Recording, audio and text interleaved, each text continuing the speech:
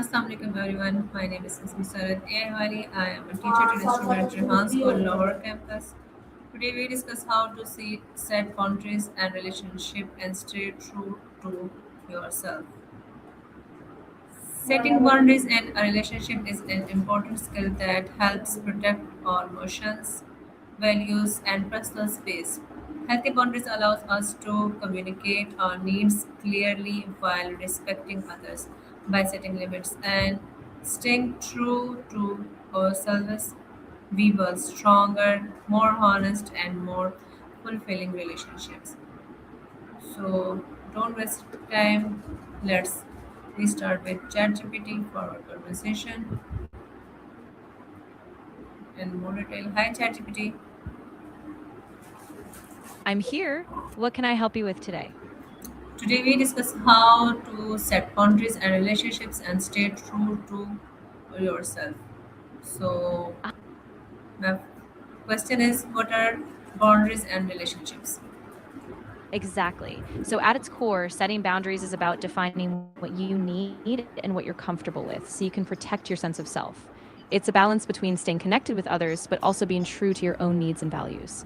Does that sound like the kind of focus you're aiming for? Okay. Why are healthy boundaries important? Yeah, that's a really important question. Healthy boundaries help you avoid resentment, reduce stress, and keep relationships respectful and balanced. They give you the space to protect your energy and ensure that you're being treated fairly, so you stay true to yourself and your values. How do boundaries improve self-respect? Yeah, absolutely. When you set boundaries, you're basically telling yourself that your needs, feelings, and limits matter. That self respect makes you less likely to people please or ignore your own well being. So over time, you build confidence and a stronger sense of self. What are emotional boundaries? Exactly. Emotional boundaries are so key. They help you differentiate between your feelings and someone else's. So by having those emotional boundaries, you don't take on other people's moods or feel overly responsible for them, which keeps you grounded and authentic. How can you communicate boundaries effectively? That's a great question. So, effective communication really comes down to being clear, calm, and direct. Use I statements like I feel or I need, so it's about your experience, not blaming. And it helps to be specific, but also to listen openly so communication stays a two-way street. Why do some people struggle to set boundaries? Yeah, that's really common. Often it's because they worry about upsetting others or being seen as rude. Sometimes it comes from a place of guilt, or maybe they weren't taught how to assert themselves. But it's a skill, so with practice, it gets easier. How can saying no be empowering? Oh, it's really powerful. When you say no, you're basically affirming what matters to you and protecting your time and energy. So it gives you a sense of control and self respect, and it actually opens up space for the things that you really do want to say yes to. Okay. What are example of unhealthy boundaries? Yeah, an example might be if someone constantly asks for favors and you feel guilty saying no, so you just give in every time. Over time, that kind of boundary erosion can leave you feeling drained, resentful, and like you have no control over your time. How do boundaries create trust? Absolutely. When you set clear boundaries, you show others how you expect to be treated, and that consistency builds trust. People know where they stand, so they feel safer and more secure in the relationship, knowing you're always going to be honest and consistent. Can boundaries strengthen friendships? Yeah, they really can. Sometimes when you set new boundaries, it can be uncomfortable at first, and certain people might resist or pull away. But often it actually strengthens the friendship long term because you're being more authentic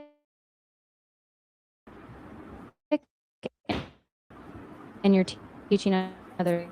How do boundaries protect mental health?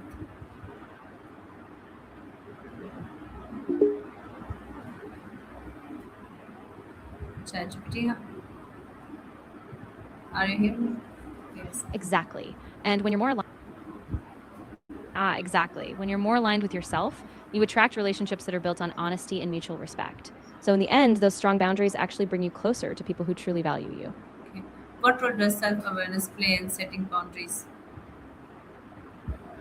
Yeah, absolutely.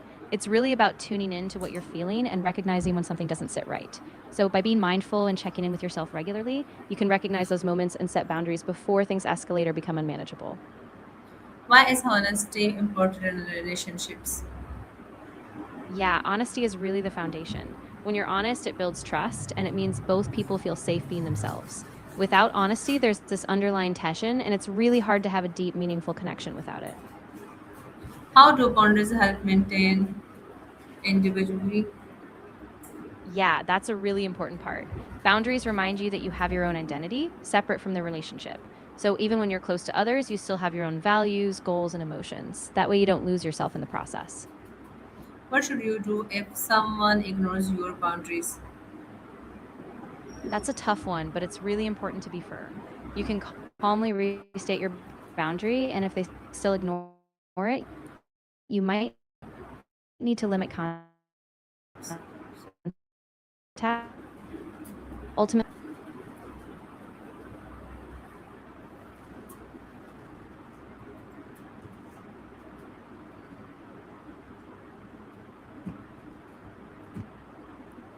Chatgpt, are you here?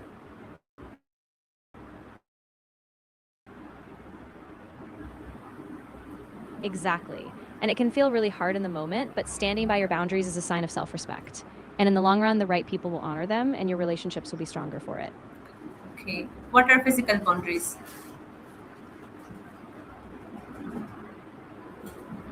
Yeah, definitely. Physical boundaries are just as important. They're about your comfort with personal space, touch, and even how you share your physical environment. When you're clear on these, you protect your well being and help others know that you respect your own limits. How do digital boundaries affect relationships? Yeah, they have a big. Of course. Yeah. So digital boundaries are really about managing how you engage online, like what you share, when you respond to messages, and how much time you spend on devices. When you have those boundaries, you reduce stress, protect your privacy, and keep your real world relationships healthier and more present. How do boundaries promote mutual respect? Yeah, that's a big one. When both people know and respect each other's limits, there's less confusion or resentment, and you both feel heard and valued. That mutual respect creates a deeper sense of safety and ultimately a more connected bond. What is the connection between boundaries and self esteem? Yeah, they're really intertwined. When you set boundaries,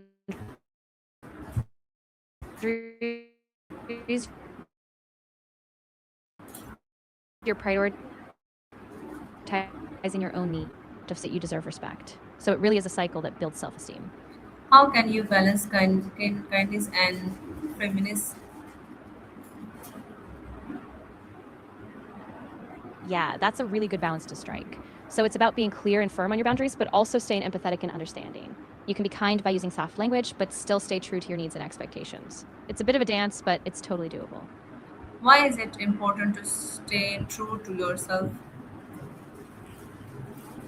Oh, absolutely. Staying true to yourself is really about living with integrity. When you honor who you are and what you need, you build a life that's aligned with your values, and that authenticity just brings more fulfillment and peace. How do healthy boundaries lead to happier relationships? Yeah, definitely. When both people have healthy boundaries, there's more respect, more trust, and less emotional burnout.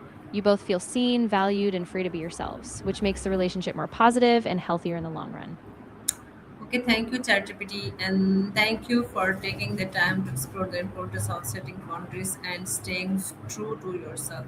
May you always have the courage to protect your values, express your needs with confidence, and build relationships filled with respect, trust, and understanding. Stay authentic, stay strong, and let your true self shine in every connection you make. That was beautiful. Thank you so much. I really appreciate your kind words, and I'm so glad we could talk about this. If you ever want to dive into anything else, I'm here for you. Thank you,